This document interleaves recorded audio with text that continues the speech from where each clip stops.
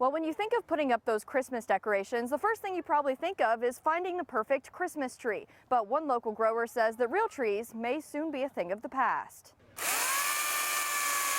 Bill Jacobs has been growing Christmas trees at the Owasso Tree and Berry Farm for 40 years.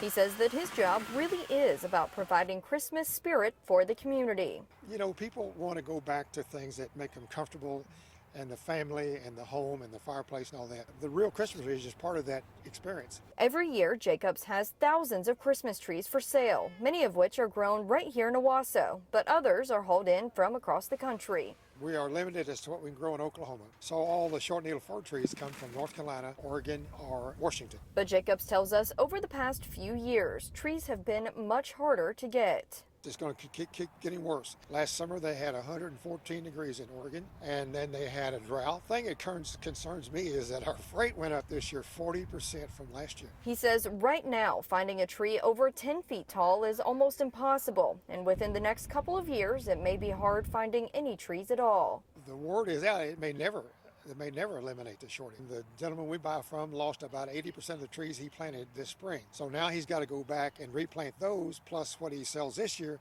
so he's another year behind. Jacobs tells me that many farmers have gotten out of the business. What's happened, farmers are planting other crops.